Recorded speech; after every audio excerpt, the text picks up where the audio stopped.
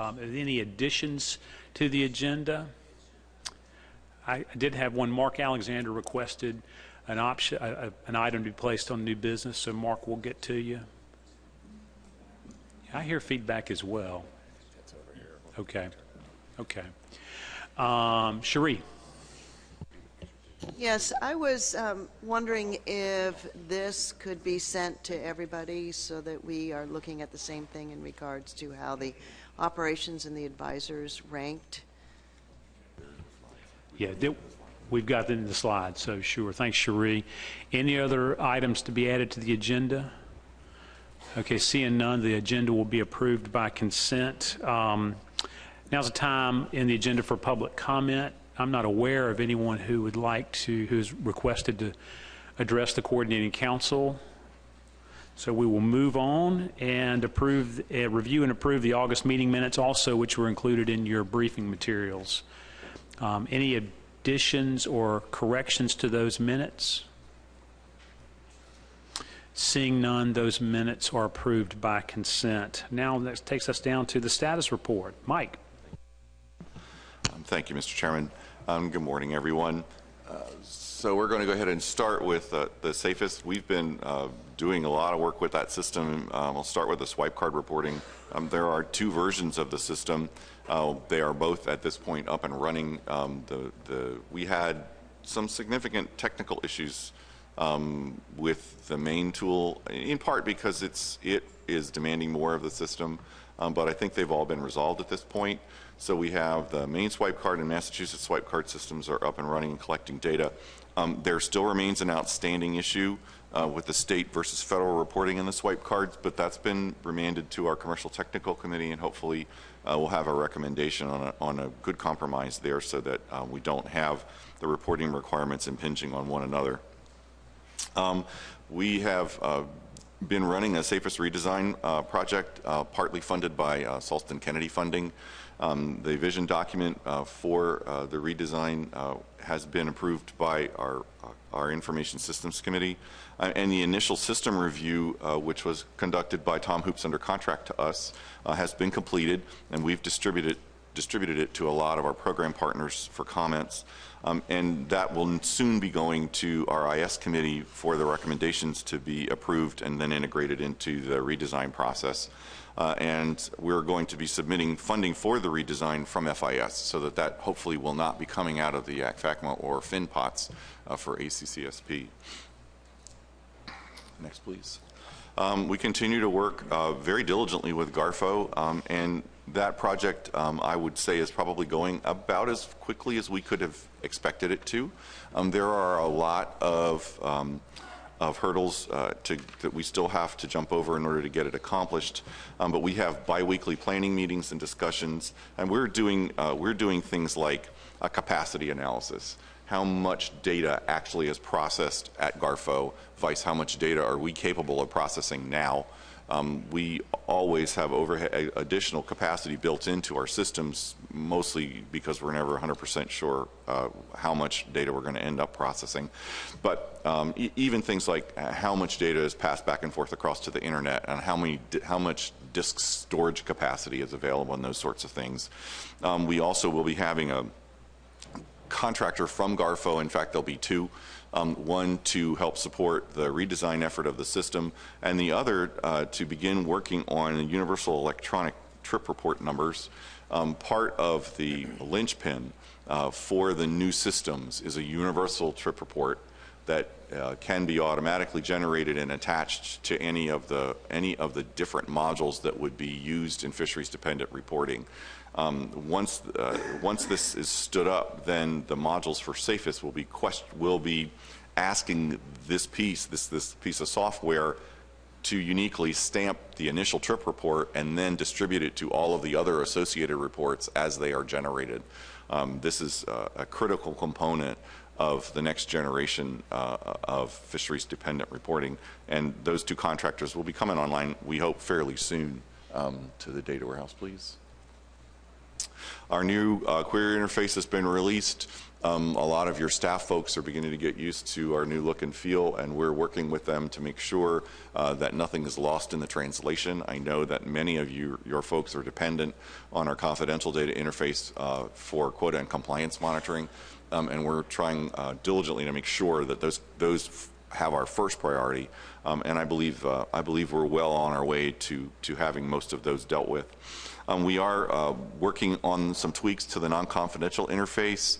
We've had a tester team of close to 10 people that have been working with my folks on our non-confidential interface, and just about when we were ready to release it, some additional concerns about data shopping were raised, and we had a long conference call yesterday to see if we can't resolve those, and I believe we've come to a consensus on the best way to do that, which means that our non-confidential query interface can be turned on probably next week.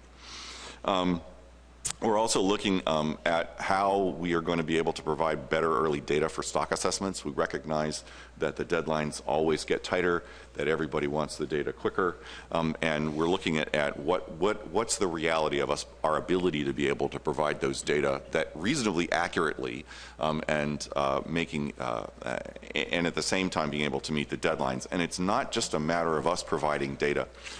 For example, if we provide the raw landings and trip reporting data, those typically on the Northeast would go then to the Science Center. And then the Science Center has post-processing that they perform that takes anywhere from a week to 10 days to 2 weeks. And so all of those have to be factored in so that this year and in the coming year, when we have these data requests come in, we're going to be a lot better prepared to be able to provide a realistic timeline on how long it will take us to provide those data. We got into a little trouble with that last year, and we just wanted to make absolutely sure. And as one of the long-standing issues that's always been how are we going to validate our data sets against others? We've had some problems where folks will go potentially to the GARFO website and then to our website and then maybe to yet another, and they come up with different numbers. And so this kicked off a series of discussions about a month ago for us to take a look at exactly how these numbers are being derived. And so it turns out that the numbers that are being used by GARFO and the Northeast Science Center all come from us. They start with safest data, and then there's some post-processing. And when we set up a test query where we all used exactly the same parameters, we got exactly the same numbers. That was very encouraging, and I think is a significant step forward in looking at the differences in the data that we're presenting to the public, which, as many of you know, has been an ongoing problem. And the tricky part is now making sure that we're all speaking to the public with the same language, and that it is clearly understood. The example that I'll cite is the quota monitoring that's provided through the GARFO website uses safest data. And they take a date landed as their parameter because the reports are all due by midnight on Tuesday, and then they typically will wait a couple days, and they will generate the quota report based on all of the landings that occurred by that date. If you wait another week and then come to ACCSP and ask for the data again, all those late reports will be in the numbers. And so in a couple of places where we looked where we had issues with the numbers, it turned out that what we had were the late reports and that the GARFO report remains static for a week. They generate that report every week. So those are the kinds of things now we have to kind of work through and make clear to everyone that, potentially one view is a snapshot, a point in time. Another view might be near real time where you're looking at more current data, and that would account for a lot of the differences that we see. Next. I'm going to go ahead and let Jeff take the APIS update. Great, wonderful. Thank you, Mike. And this is a good opportunity to say just a thank you to all of the states and MRIP for the support and the activity that has occurred related to APIS this year. Sitting at this point 1 year ago, there was a lot of curiosity about what was going to happen, how smoothly the transition of state conduct of APIS was going to go, and we couldn't have done it without the buy-in and support and efforts of all of you And so I'm thrilled to be able to sit here and say it's going well. We are definitely on track. So thank all of you for that. We are very excited about the transition and the implementation not going maybe without issues, but with things that were expected and we were able to work through. And so this partnership is definitely paying off. We had support from many of the states to learn what to do, as well as the Gulf Commission and their data processing. So at this point in the year, we've had 3 conference calls on the WAVE reports with the states. There's been a much greater level of interaction. And we just finished a WAVE meeting last week where we had everybody in person. And the data collection is on track with where the overall numbers were last year. So that's approximately 40,000 intercepts to date, and we're on track to reach about the 50,000 that we expected for the year. So with that, I'm just giddy, in fact. But it really has been amazing. We could not have done it without the amount of effort that all the states have put into this. And so at this point, we're not only able to keep up with the data entry and our deadlines to MRIP and NOAA Fisheries for the deliverables, but we're already planning the 2017 changes and adjustments to what need to occur. I think the biggest one that you may have heard is the social economic add-on survey. This happens once every 5 years or so, and in fact, thank MRIP specifically on this one. That was supposed to occur on the Atlantic in 2016, and they decided to say, let's get through the state conduct and do that in 2017. So we're planning to ramp that in and get that to occur. The Gulf of Mexico is doing the SEAS survey, social economic add-on survey. They're doing that this year, and they are on track and so I'm pleased with how that is going. So moving on to another piece, and again, it's the focus of a state directors meeting in August. MRIP kind of definitely heard the need about that, and ACCSP. We've had a bunch of conference calls and group efforts on how to work on outreach and address issues in for-hire refusals. And that's partly APIS. It's beyond that in terms of VTR's for-hire survey, overall interactions. But the communications team at MRIP and ACCSP drafted up a for-hire fusion discussion guide.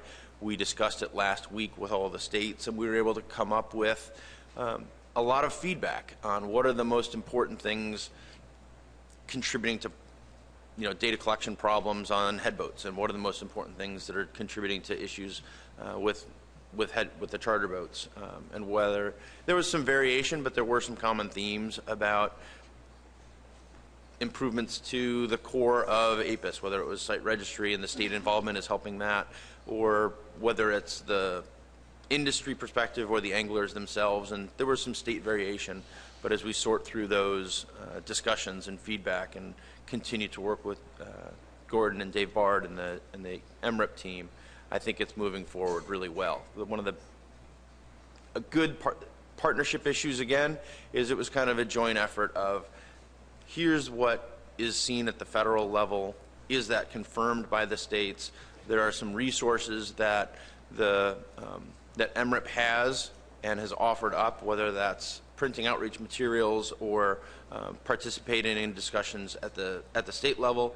And we were looking for feedback on what the states would be open towards, or what the best approaches might be to incorporate that partnership and moving forward to get additional data as the survey and the time goes on. So the focus on the data, the partnership moving forward, it's really been outstanding. So the goal is, again, to develop some joint materials to move forward the winter of this winter, when the for-hire season is a little less active on the Atlantic coast.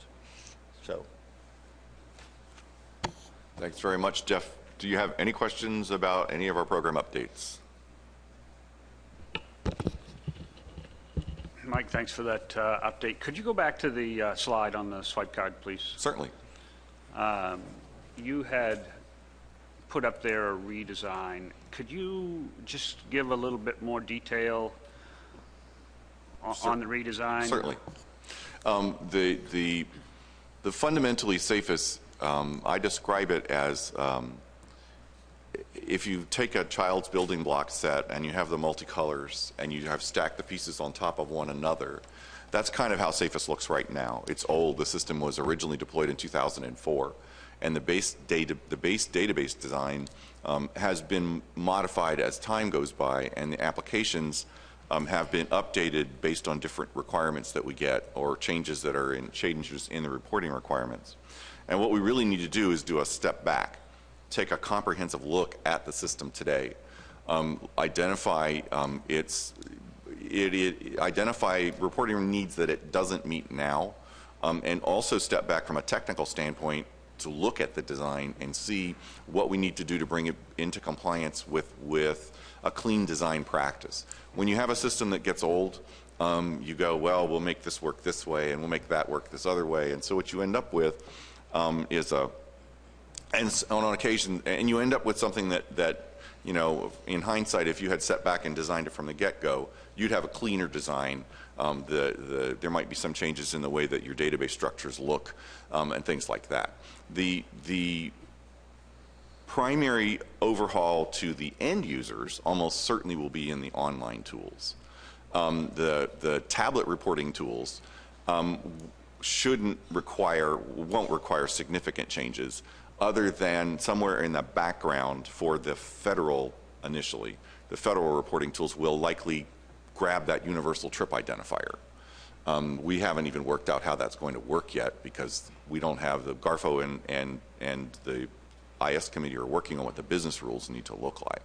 But the plan here is that the online tool we know it needs an overhaul, the online dealer and trip reporting tool. The tablet tools likely won't change very much, if at all, because they're already, the way that they communicate back with the database won't require significant changes to those tools. We've got a lot of money and time and effort invested in them, and I get it. We're concerned about making significant adjustments to those. Well, yeah, and so I guess what I was concerned about with the redesign is how it may relate back to the swipe card and the interface with the swipe card. We're still, swipe card is up and running. As you know, we had some initial problems. We had some problems mid-stride as we went live. I think there's a lot more work to do there. At some point, I do want to have a conversation about, as we move forward with expanding the swipe card, whether there should be a broader RFP to bring more people into the fold. For us, when we go live with the swipe card, customer service was really key.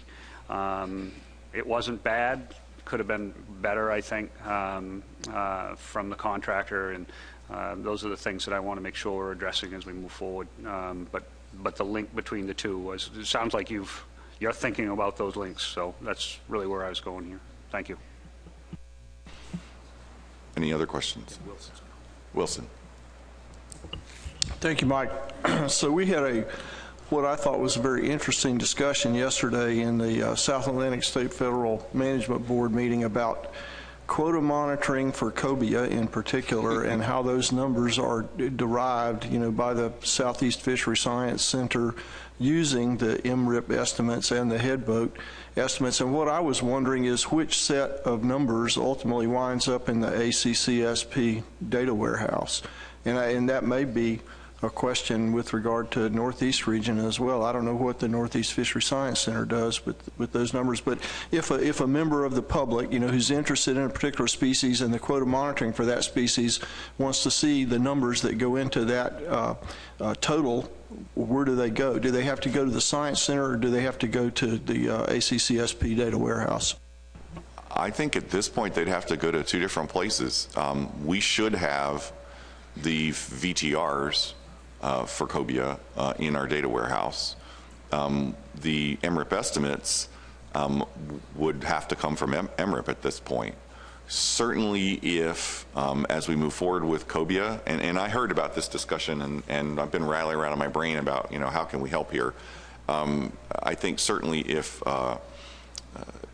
that's a problem we can certainly work on. I don't see why we wouldn't be able to potentially consolidate the different data sources together, but I also think that we have to keep in mind that the for-hire estimates are done in waves, and so that what we may have is we may have VTRs that are coming in, especially as we move forward with electronic trip reporting, maybe coming in real time or near real time, coupled with scanned VTRs, then coupled with the for-hire estimates in order to get your total numbers. So I think it's going to be dicey at the beginning as we start trying to work through the processes. Now, if reporting requirements change or the cobias become, that species ends up being reported via logbooks or something, then we'd be able to provide more definitive numbers. But certainly I think if that board wants to request that we put that on our list of things to do, we absolutely can, and we'd be happy to work with everybody to make sure we can pull those numbers together for you.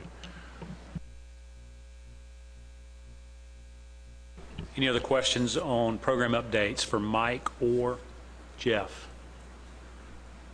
Okay, seeing none. Mike, you want on the committee updates? Well, I'm going to turn that over to the chair of the Operations Committee. Thank you. Good morning, everyone. I'm going to start with the Operations and Advisors committees. They had their fall meeting about a month ago in St. Petersburg.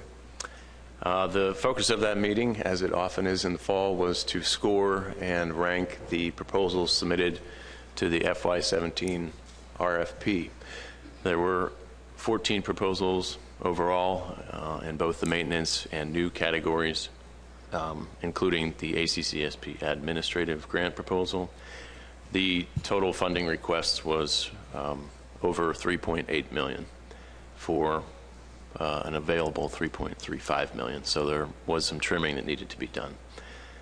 We also revisited briefly the work that an RFP work group needs to do to discuss potential changes to the FY18 proposal, specifically perhaps reweighting the different modules in terms of catch and effort, biosampling, bycatch sampling, as well as social and economic data collection. But that's work that we will continue and hopefully have prepared for next year's RFP. Moving on to the bycatch committee, they continue to work hard on the bycatch prioritization matrix. Testing has been completed in the design of the matrix, and notifications have gone out for partners to submit information to complete the matrix. Please make sure that your staff is contributing to this. Heather has been doing a great job in communicating with all the partners on the bycatch panel, and they will have a deadline coming up the second week of December to submit partner input, and then they will review this at their in-person meeting in February. The biological review panel will have a conference call coming up here in November. They will discuss the herring biological project as well as an update of the biological matrix, and they will meet together with the bycatch panel in February to hopefully further those matrices along. The IS committee, or Information Systems Committee, will also have a conference call in November. Their Change Management Board had their first meeting and focused on three changes, including issues with multiple VTRs. As Mike touched on, that is becoming a new venture for ACCSP. They also continue to work on issuing permits to corporations and individuals, and discussed a disposition display in terms of catch disposition. So those are the brief committee updates. Questions for Pat? All right, seeing none, we'll roll on into, can I tee this up for a moment, Mike? I think it was a conversation that Vice Chair Fegley and I were having some time ago. Sometimes I fail to pay attention to the really important details on things like electronic monitoring, and reporting efforts. And Lynn and I were talking several months ago about, it'd be nice to have kind of in one SOC kind of an overview of electronic monitoring, quite selfishly and parochially, because it would help get me up to speed on this. So we had talked to Mike, and Mike readily agreed to kind of give us a survey of the universe. So this was a result of a conversation Lynn and I had, and certainly looking forward to it. So with that, Mike. And I think what I want to draw at the very beginning is there's the distinction between electronic reporting and electronic monitoring. The electronic monitoring is broadly defined as the video monitoring efforts that are ongoing, and mostly in pilot form.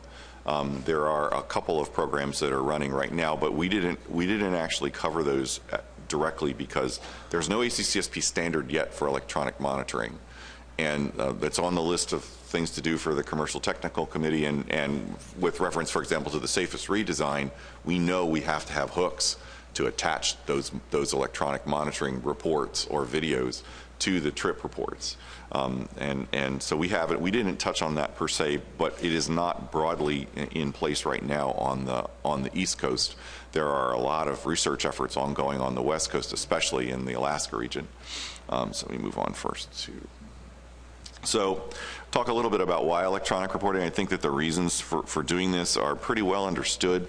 One of the very first benefits that occurred when the Nero, now Garfo, went online with electronic dealer reporting, immediately the issues that you run into with paper went away.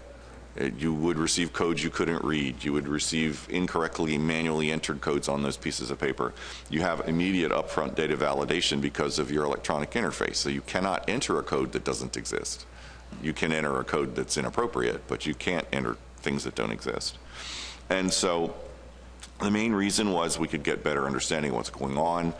It was faster and provided immediate data to managers. So right now, we have the capability for electronic reporting for commercial dealers and fishermen, and for a smaller universe of for-hire captains.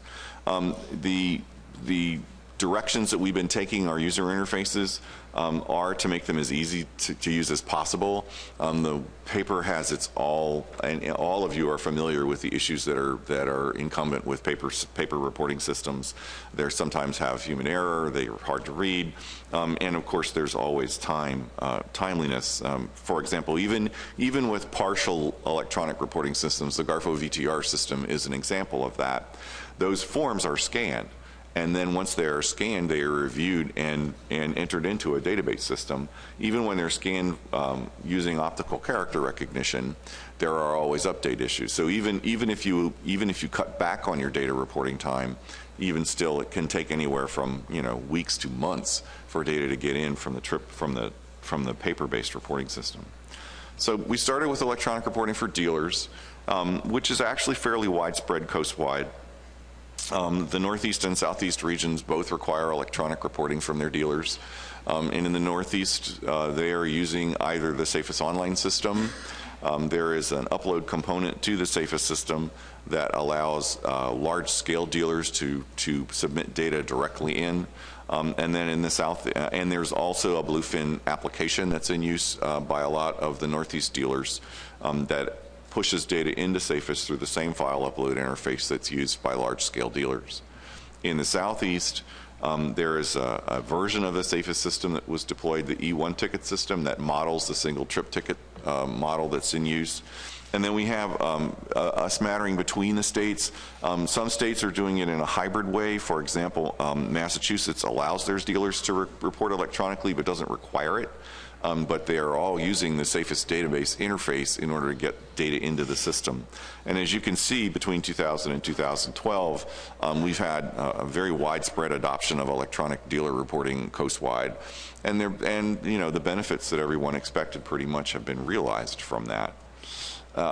We do have some other, for example, in North Carolina, there is a hybrid system where they are using Bluefin, the Bluefin tool, to receive data, and then they transmit the federal records directly to Safest. state records go into their local systems.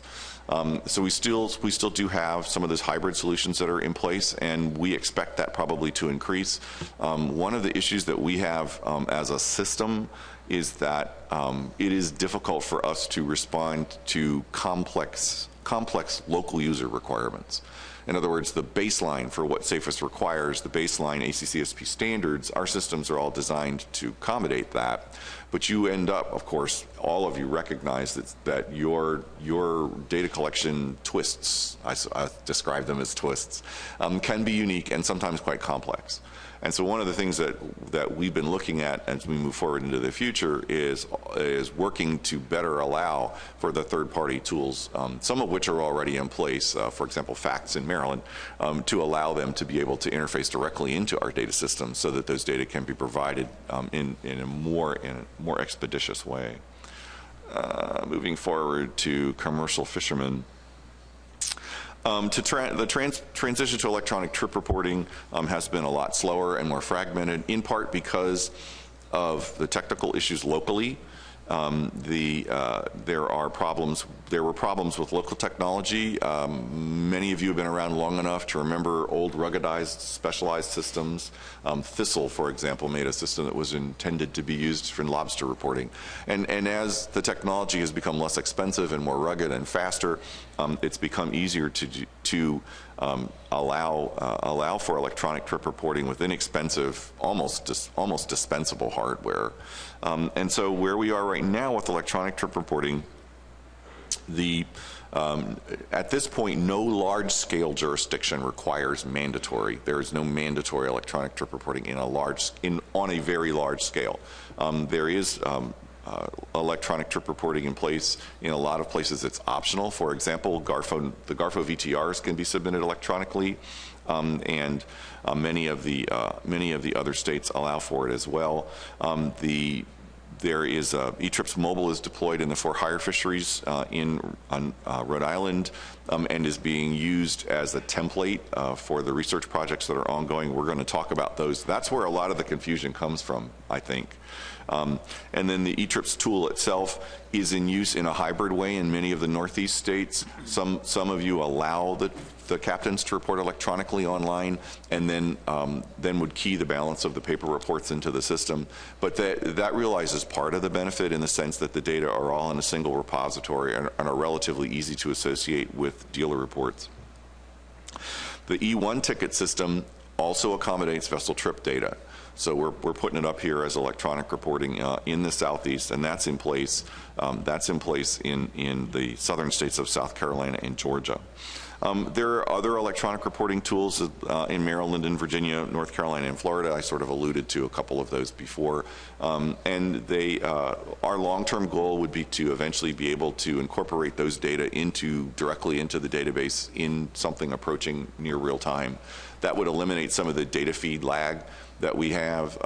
For example, although we receive data from everyone regularly, our program standards only really require that they submit it to us once.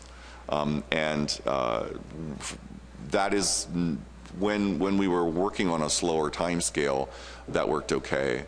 But at this point now, when we're being pressed to provide data in a closer time frame, we're looking at ways to try and get data into the systems more quickly, and also, frankly, with less trauma at the individual level. So if the tools will automatically transmit the data to us, and then your staff doesn't have to worry about it, and we have it faster.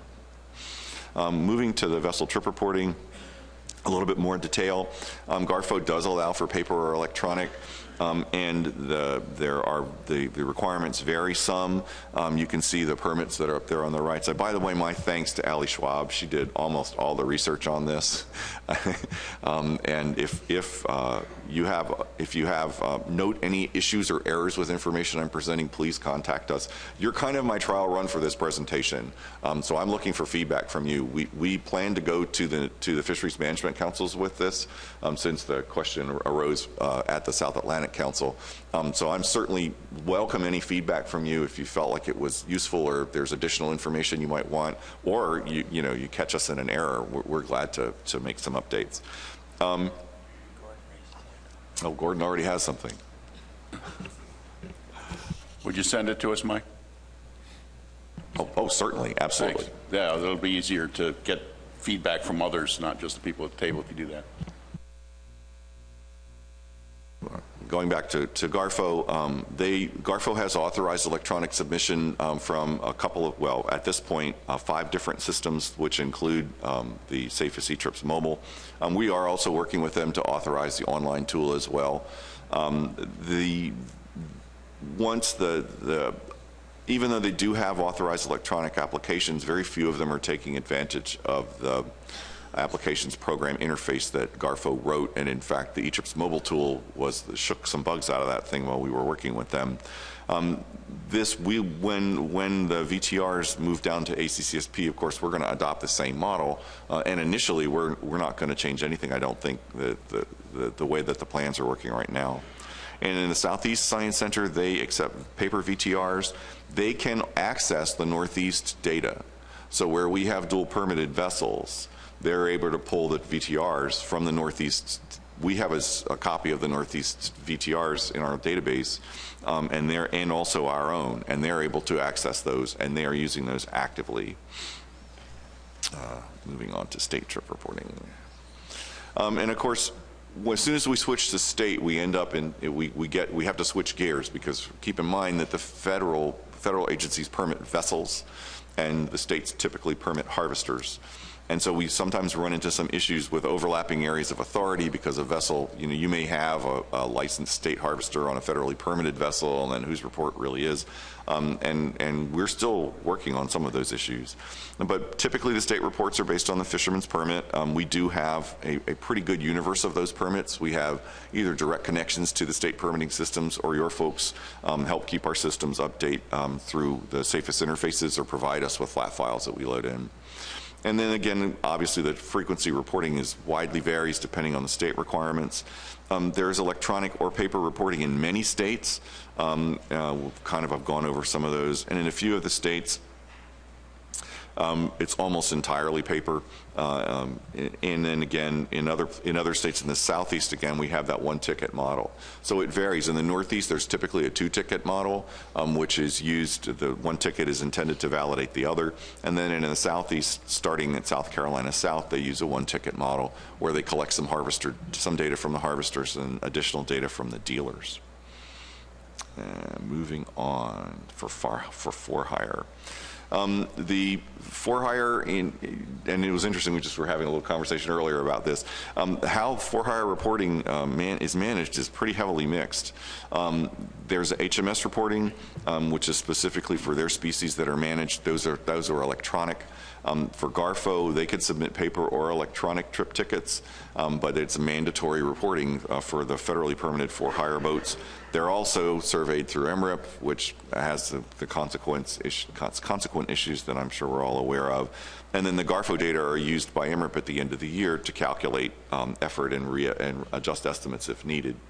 In the Southeast, they have a head boat, the Beaufort head boat program, where they do have the head boats submitting trip reports electronically. They've been doing a lot of work on that system. It's been improving steadily over the years.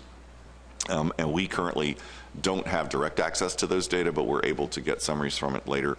And then, of course, the charter boats are surveyed through MRIP. So you have this mix, which I think was pretty clearly articulated when you're trying to get the COBIA numbers. And so I think that's going to be an interesting challenge for us probably over the course of this next year or two as we work with the Commission to try and figure out the best way to get and process those COBIA numbers. And then the state, of course, the state for-hire reporting varies very widely. In many states, there's no mandatory reporting. In others, you do have paper or electronic reporting in a couple of specific for some specific species. And then again, in some others, like we have a couple of voluntary programs that are running also.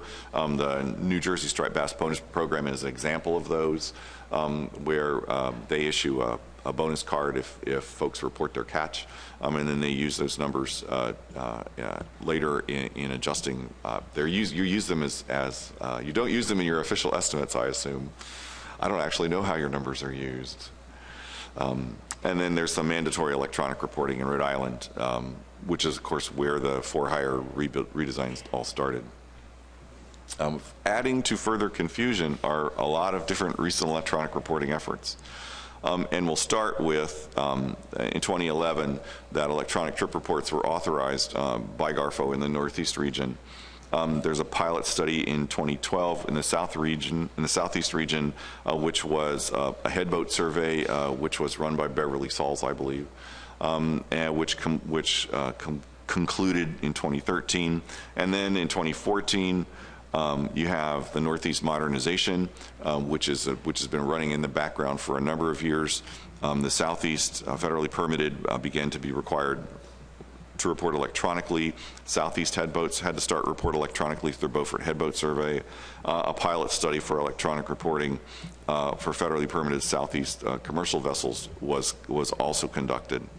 In 2015, the Northeast region published their electronic technology plan, which we helped participate in a little bit.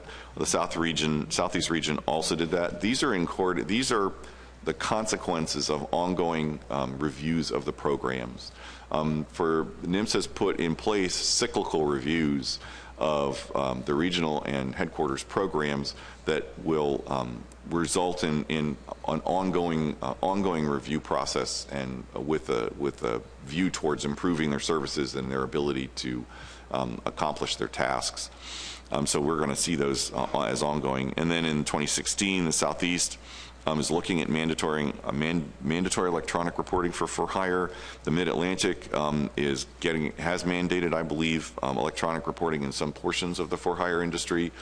There are also ongoing efforts which haven't quite finished up yet for mandatory reporting in some specific areas of the private angler with the Mid-Atlantic. I'm thinking of tilefish there. And I know that the South Atlantic is working right now on pulling together a pilot project to look at other ways of collecting data in red snapper. So there is a large checkerboard of activities that are going on, and sometimes it's difficult to tell the difference between the ongoing programs that are running and the pilots. There's also a Southeast pilot that's running right now, looking at a South Atlantic Council pilot, looking at validation of efforts for hire census reporting that will probably looks like it is utilizing the APIS survey to validate the for hire reports. And there's so much going on that it can be difficult. Next steps for our program, we expect to see mandatory electronic reporting in the for hire industry, and these are the kinds of questions that we're looking at as a program, how we're going to work through this. A really good example, there's a lot of activity going on in the Southeast region, but right now there's not an infrastructure to support the data collection process. So how is that going to be accomplished? What's the role of the program in that? How can we help? How are we going to provide? How is training and support going to be provided? Those kinds of questions. And then finally, how is ongoing technical support going to be provided? If there is electronic trip reporting mandated coast-wide, are we going to have 13 individual states plus 2 regions each managing their own system? Are we going to try to set something up to coordinate something on a coast-wide basis that would have applicability to all of the different programs? In this year's administrative grant request, there is money set aside to set up a pilot help desk to see how that would work, to initially look at how we would support the tablet tools and see what's going to be involved in managing that. In terms of our eTrips mobile tool, most of you are aware of it. It is intended to allow trip reports to be done on a mobile device. It satisfies the federal VTR reporting requirements, and we're looking at it is intended as a universal tool, and so it is designed to be user-centric. It knows who you are, it knows whose permit you're operating under, and it adjusts itself depending on how you have logged into it, and those data go directly into SAFES. The program, we recognize that there are local needs that we're simply not going to be able to meet without putting substantial effort into it, and then the question then becomes, is it better for the program to provide a default tool and allow the individual program partners to develop solutions tailored to their own needs, or do we want to take eTrips Mobile, which is built on a very powerful platform. It can do a lot more things than we have it doing. But I think that the model that's likely to work for us best is to develop a common data transfer standard and work with our program partners locally who wish to develop their own tools and make sure that we remain compatible and we're able to manage the data for them. And so what we're doing right now for eTrips Mobile, assuming that you all approve our administrative grant request, we want to conduct a series of in-person training workshops to make sure everybody's comfortable using the tool, especially the state folks, state and federal folks who might be directly involved. This will include working with the port agents in the Northeast region. We've been talking with them, and they're very interested in working with us on that. We'll conduct some webinars. We will set up a 24-hour help desk, and I'm going to show you how the decision tree kind of works in that scenario as we're talking our way through it. And we're going to put some more resources on our website that should help folks who have questions about how to use our system, how to use this particular system. This is the first time that we're going to deploy a system sort of independently. It's the dealer reporting system in Garfo in the Northeast region was supported by their port agents and by their own training and outreach and help desk activities. The mobile tool, the tablet-based tools, because of the scale, almost have to be supported centrally. We have, if you would skip to the eTrips mobile decision tree, this is the decision tree. Right now we have a temporary process in place because of how the systems are managed. And basically you go down different tracks. If you're just a state person, we go down one track. If you're just a federal person, we go down another track. If you're both, there's yet another track. And basically, do you have a state or a federal reporting requirement? And this is for where do you direct the problem? So for example, if you are reporting a federal trip and you have a problem with your federal reporting requirement, you can use the tool, but you have to contact ACCSP to set up your account right now because Garfo doesn't have anything in place to do it. And then if you have issues with the reporting itself, you have to go back to Garfo. If you have a technical problem, we direct the call to Harbor Light, who's the contractor. And so this is typical of kind of complexity that's involved in supporting these systems on a large scale. And then I'm gonna, does anybody have any questions? We'll distribute the presentation to everyone. I'm very interested in your input. I want to make sure that we answer any questions that you have and that we cover the bases so that folks understand, where the state of the art is. And of course, it's a constantly moving target. There are a lot of projects ongoing in the different partner agencies. And of course, pilot programs that are going on sponsored by any one of a number of our partners. Thanks, Mike. Questions for Mike? Lynn?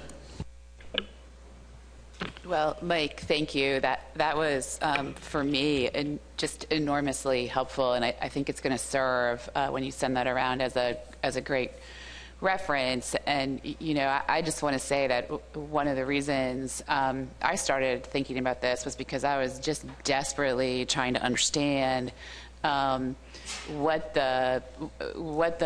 both all of the different pieces that are going on out there, and for Maryland in particular, how we fit in, and then that led to sort of this efficiency of scale and kind of this bigger question that I think might come before this group at some point of, what is the most efficient way to handle all this? And I think, Mike, you really hit on that very well.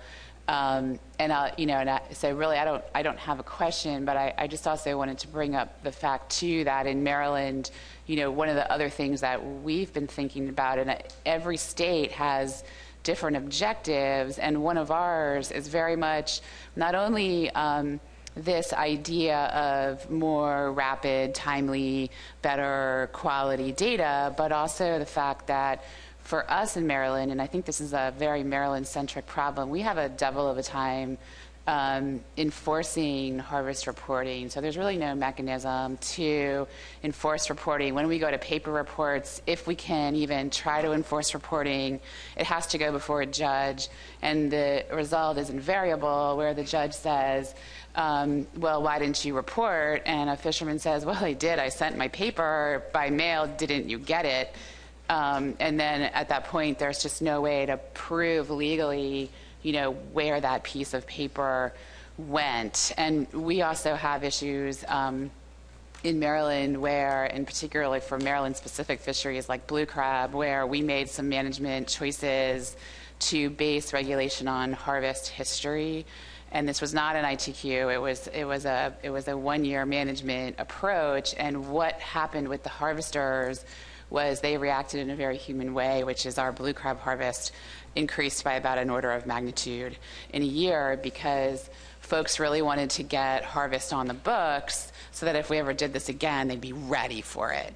And so what happened in Maryland is our industry actually got together and said one of the things that they need is a mechanism through electronic reporting that allows for validation of harvest. It allows for a real mechanism. Are you on the water today? Are you fishing today? If you're fishing today, that means you get a report, and there's a mechanism for that harvester to be intercepted at the dock and for that catch to be verified. So, I'm sort of spouting off here, but I just, there's a lot of really big questions with this electronic reporting stuff, and Mike, I just can't thank you enough, because for me that was just enormously helpful, and there's going to be a lot of stuff to discuss in the coming months. Thanks.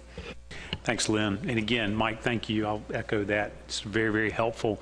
And Gordon, thank you for requesting that the members of the Coordinating Council receive that. If you all would, when that is sent out, if you would pay careful attention to it, because I find it to be very, very helpful, again, with just all the things that are going on. So, Mike, thank you. Nice job. Next item on our agenda is consideration of approval of the recommendations for FY 2017 proposals. And Jerry Morgan and Pat Campfield are here for our Ops and Advisory Committee. So thank you. Thank you, Mr. Chairman. Again, at the fall meeting, the Operations and Advisory Committees scored the 14 proposals that were submitted for the FY 17 RFP. The program priorities remained top priority of catch, effort, and landings data, followed by biological data, and then releases, discards, and protected species data, and finally economic and social data. Again, 14 proposals were submitted, 7 in the maintenance category and 6 in the new category, as well as the administrative grant proposal. For maintenance, this is the 8th year that we have used the breakdown of 75% of the funding should be allocated towards maintenance proposals and 25% towards new proposals. This is the 2nd year that we are using the long-term funding limit policy, and this translates to full funding of maintenance projects through FY19, and then begin to reduce the funding by 33% in FY20 and again in FY21 cycles. Also notable, the 7th year that we've had what we are calling a sufficient number of new proposals, which is good for the program. We're getting innovative projects coming in and hopefully transitioning some of these maintenance projects off of ACCSP funding. The next slide is just a time series of the funding provided to the program, to ACCSP through the administrative grant from 1999 through 2016. And you can see that the funding amount in blue has ranged from, or started around $800,000 and has essentially doubled up to about 1.6 and now $1.8 million in the administrative grant over the years. That funding amount is very much in parallel with the number of staff as the program has grown over time. That's in the red line, and then the green line, I think, is the funding available to the partner proposals over the years. So a slight decline in that over time. So for this year, assuming that the amount of funding available is $3.35 million, the administrative grant is proposed at 1.8, or roughly 57% of the total available funding, leaving about $1.4 million towards partner projects. And then the pie chart on the right is the breakdown between maintenance at 75% in red and new proposals, the available funding in green at about $375,000. And with that, I think turn it over to Jerry, our advisor's chair, to give you an overview of how ops and advisors rank the proposals. Thank you, Pat. Good morning, everybody, and thank you, Maine DNR, and thank you, Bar Harbor, for sure. One of ACCSP's advisors' most important functions is to bring to the program input from industry, both recreational and commercial fisheries, that has the potential to affect management decisions during these exciting, innovative, changing, and challenging times. The flip side is being to reach out to these same groups, explaining who we are, what we do, and why it's important. Another very important function performed is evaluating and ranking the fiscal year proposals from our state partners. That being said, we can go over some of the items. Although there were some slight differences when the advisors met, it did not change the rankings. There were a couple of flips in between. Maintenance, we found, was pretty consistent throughout. So those we've approved and sent our recommendations to ops. The joint recommendation to fund all maintenance projects and fund the new Massachusetts and Georgia projects completely, with any balance of the funding going to the Southeast Fisheries project, was by consensus. Now, our number one ranking went to the Northeastern Black Sea Bass Otolith Age and Validation, and that was Massachusetts. Our number two was the Southeast Fisheries Science Center, estimation of bycatch in the South Atlantic Snapper Group Fishery, a comparison of self-reporting logbooks on onboard observers. And number three went to Georgia, the data entry and management of commercial fisheries paper trip tickets in Georgia. The balance of the new proposals were fairly consistent with what we've decided and what we looked at. And ahead of our joint meeting, the advisors did get together, hash out all of these proposals, rendered some input, and took a look at how these rankings stacked. And as a result, forwarded these recommendations to our ops committee. Pat, you can take it from here. Okay, thank you, Jerry. And so you can see in conclusion on the screen, both ops and advisors reached a consensus to recommend to the coordinating council to fund all of the maintenance proposals. If our math is right, after all maintenance proposals are supported, that would leave about $21,000 to roll into the funding available to the new projects. And again, as Jerry mentioned, we're suggesting and have reached consensus that the top-ranked project is the Massachusetts Sea Bass Aging Project, and had a little bit of a difference between number 2 and 3 between advisors and ops, but I think we agreed that the Georgia trip ticket data collection is essential, and so we moved that up to number 2. And then the third project, again, would be the Southeast Science Center's proposal to support observer and logbook sampling for the snapper grouper fishery. And so the result would be the Southeast Center observer proposal came in at sort of a scalable approach, 1 or 2%. Their total request was $333,000, and it looks like we have about 2/3 of that available to put towards Southeast observers. And so those are the recommendations from ops and advisors. Pat, Jerry, thank you all. I know that's always a difficult process, but appreciate the perspective that you all bring to the program and to the efforts. Questions for Jerry or for Pat on the recommendations? Gordon. Pat, thanks, and Jerry, thanks for that report. And I think we're fine with this, but I just wanted to raise one question, Pat. Did the Ops Committee discuss it all with respect to the Massachusetts Aging Project? What we see is that it seems to be more of a pure science kind of a project as opposed to a fisheries data and statistics related project as so many of our others are. And if so, what was the thinking of the committee about it?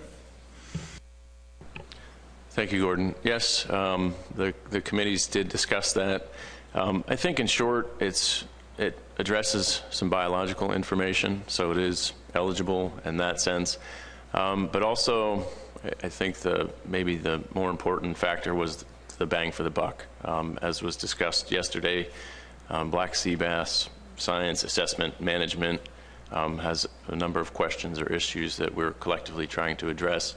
And so this project at, if I've got the number right, about $18,000 will really move the ball down the field, at least on the science and the aging information that would go into future stock assessments. And that's why we ranked it highly, but it was eligible. For the questions? I'd seeing none. Looking for Bob.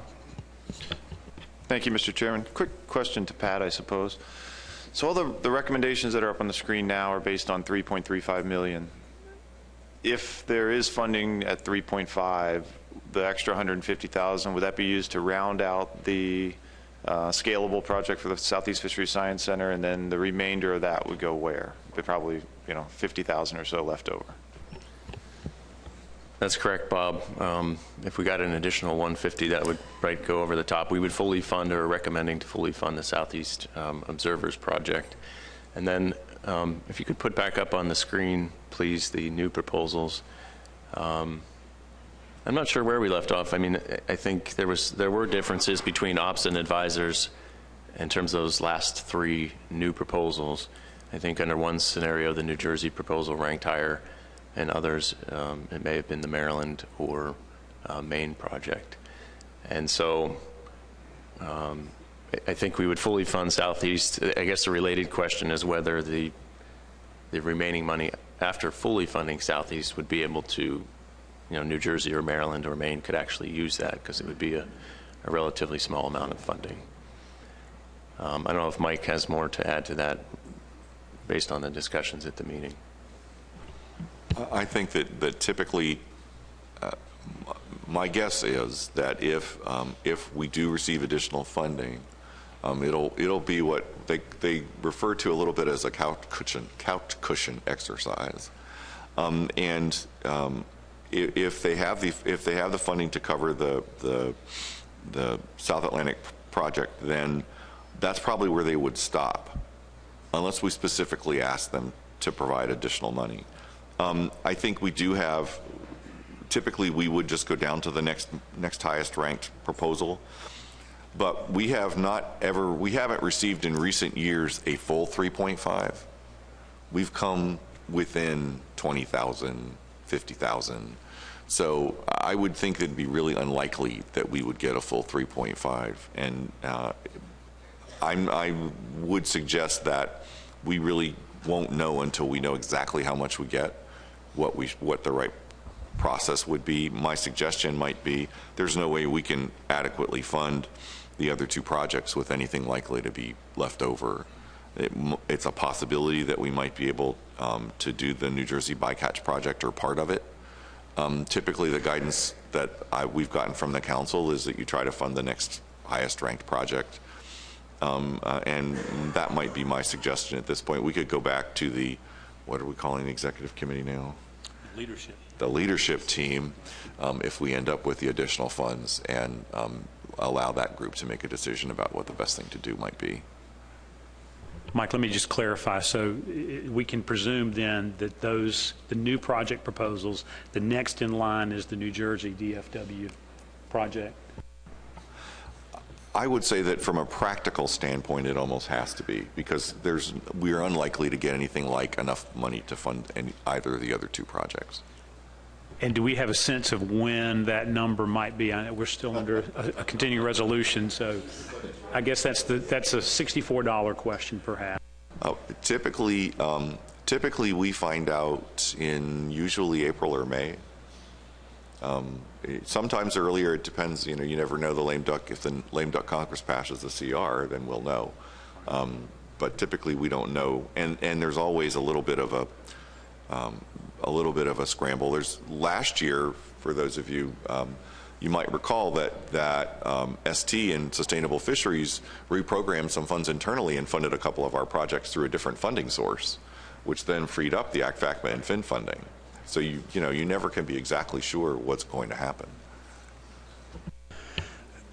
So what we have is a consensus recommendation to fund all the maintenance projects and the new Massachusetts DMF and the Georgia DNR projects, along with the scalable portion of the Southeast Fisheries Science Center for new projects, on the presumption that we would have $3.35 million available. That is the consensus recommendation from the advisors and the ops.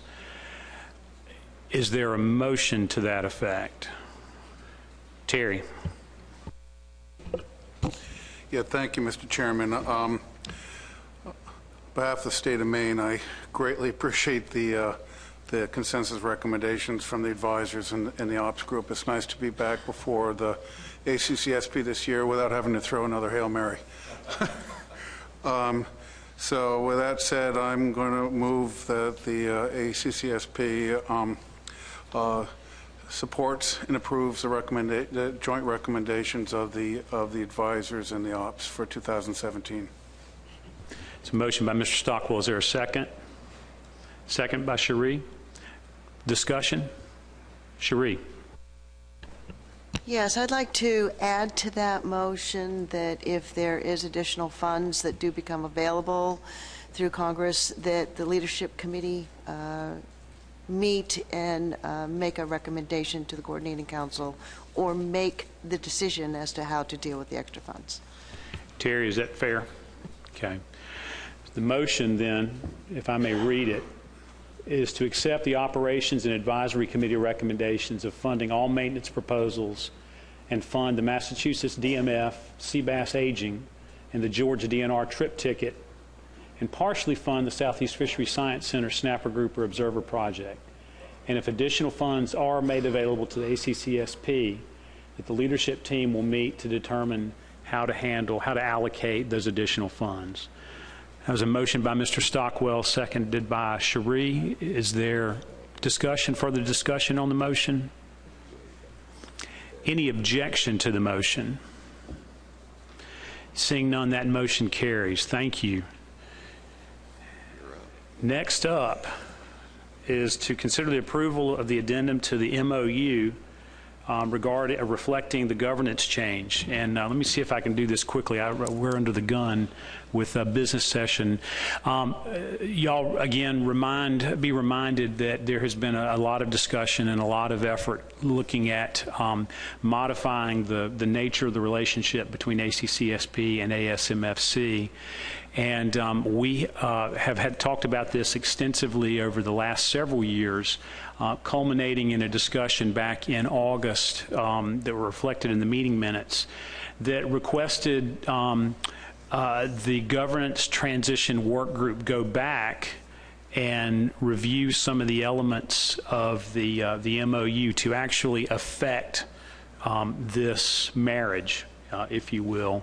And I may lean on Bob and Mike to make sure I'm stating things clearly for the record. What you have, the Governance Transition Working Group has worked very diligently to go through a draft MOU addendum that has been submitted to you all. It's in the briefing materials. And I want to say thank you for the particularly for the governance transition work group. There's been a lot of people with a lot of eyes and a lot of brain power looking at this. So certainly appreciate everybody's efforts. And what I would refer you to, please, in the briefing materials is the draft MOU. It's dated October 20th, 2016, addendum to the Memorandum of Understanding for the establishment of the Atlantic Coastal Cooperative Statistics Program. Your working group, the transition group, met via conference call a week ago, 10 days ago. I'm on hurricane time, so I'm not quite sure when it was. And a lot of background gone over, a lot of editorial comments made, specifically, among other things, to explicitly state that the ACCSP, through the adoption of this MOU, will be a formal part of the Atlantic States Marine Fisheries Commission. And that MOU, again, is a 5-pager in the, I guess that's in the supplemental material. And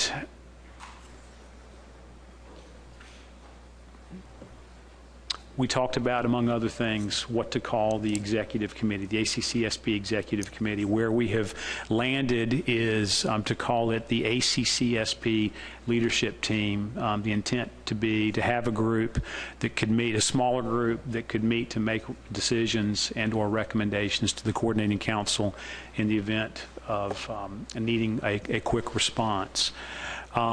There was a question that we asked of staff, and that was the question regarding affecting this change via the MOU, whether it would need to be signed again. And Bob and Mike, correct me if I'm wrong, I believe through your research you've indicated that formal adoption of previous MOU addenda have been via a vote here. And so what I would seek today among the coordinating council is an approval of the MOU as presented.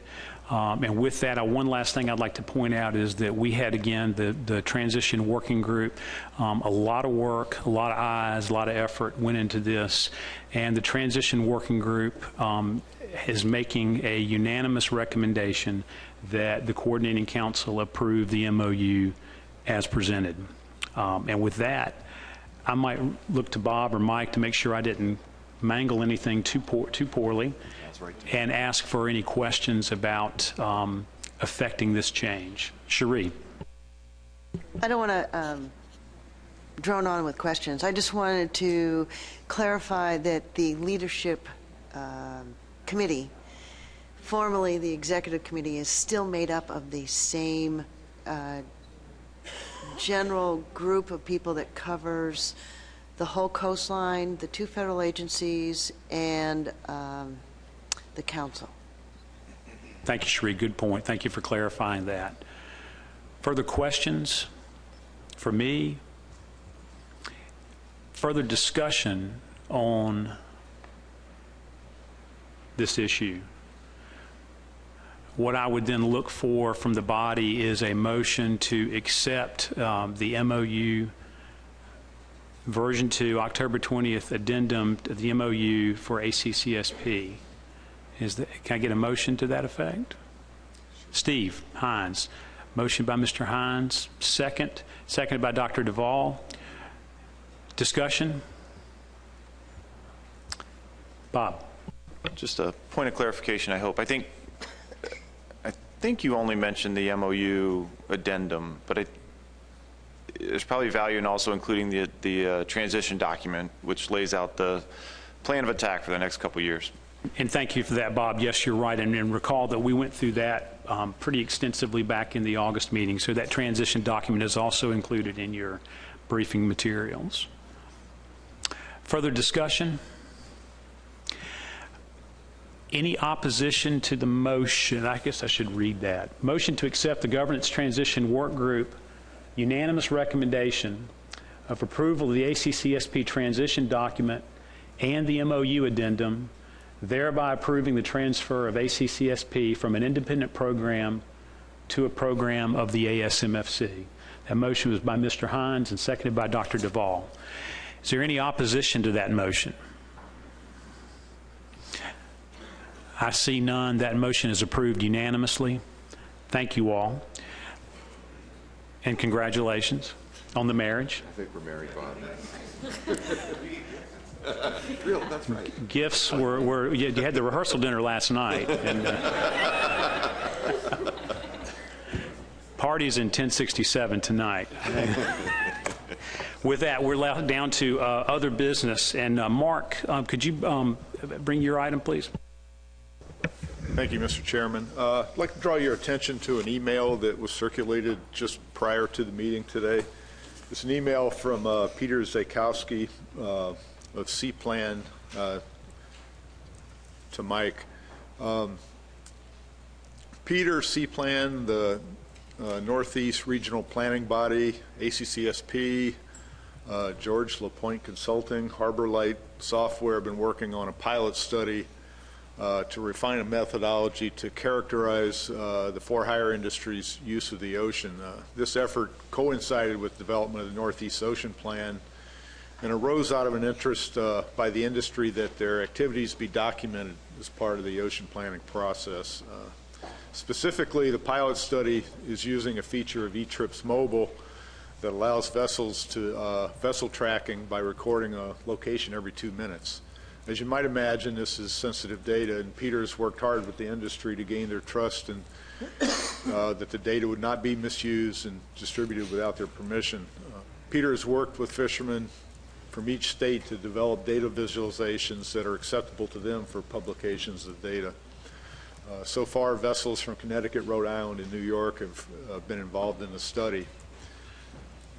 C-Plan's involvement in the pilot project is ending in December, and Peter is seeking to engage ACCSP and the states involved in the project in a discussion to address some loose ends as C-Plan's involvement comes to an end. Their concerns involve the fact that the precise location data is quite sensitive in this industry. There's going to be a little bit of ambiguous ownership of the data in their eyes. There's a lack of clear guidelines about handling and vetting the location data for release, and the industry needs assurance that the data already submitted and data that will be submitted in the future will not be misused. There are several needs pointed out in this email. One is, what does this whole effort look like going forward without the involvement of C-Plan?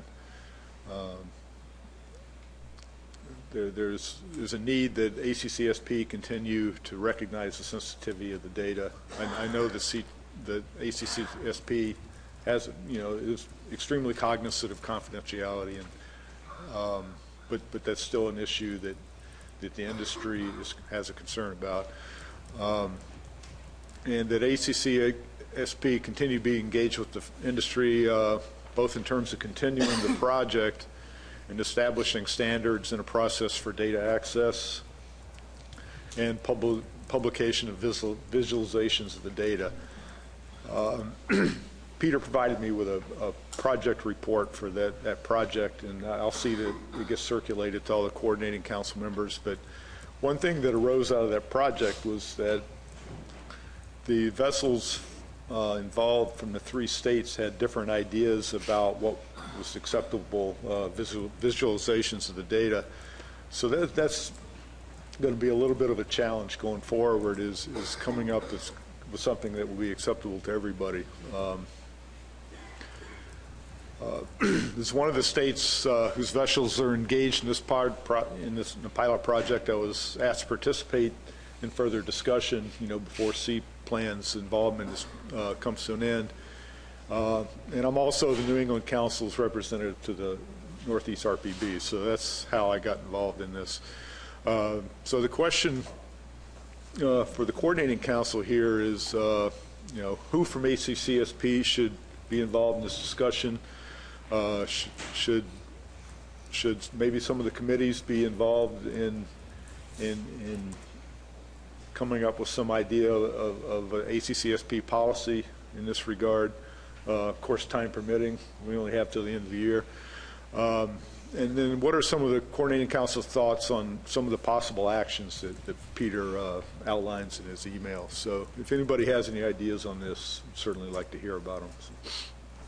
Okay. Thanks, Mark. And what I'd suggest, maybe in the interest of time, is that we look to Mike and staff to circulate the information, the email that you shared with me, for instance, and also be prepared to discuss how we might be involved, but look to Mike to lead that effort. Mike, do you want to comment? Sure. Just as a quick background, the eTrips reporting tool uses onboard GPS capabilities of the tablets and can record location data either when catch is recorded, which assumes near real-time reporting, or maintain a track of the vessel by a mechanism essentially waking the tablet up every so often and recording its speed and its location. We added those in response to this particular pilot, and I think it does bring up a little bit of a larger question. I mean, clearly tracking data exceeds ACCSP's current standards. We are storing that data for this project, but there's no use within ACCSP of these data per se. We have no method to distribute it. There's no way for us to display the plots. We simply are holding the data on behalf of this pilot project. So I think there are a couple different questions that also, this is the first time where we've actively participated in a pilot like this, and now the pilot's over, and what do we do? So I think that's another question. I'm certainly, we're very amenable to working with whomever is going to be taking this over, whether it's potentially a group of captains or a state agency or whomever. The tracking capabilities of the tablets, I think, have a lot of potential because they're far less expensive than the existing VMS systems. On the other hand, I personally am certainly cognizant of how sensitive these data are. Personally, I think I'm open to whatever suggestion anyone might have about how the best way to move forward. I'm happy to coordinate with these folks to work through the solution. We can certainly wipe the data if they wish. We can continue to provide it to them if they wish.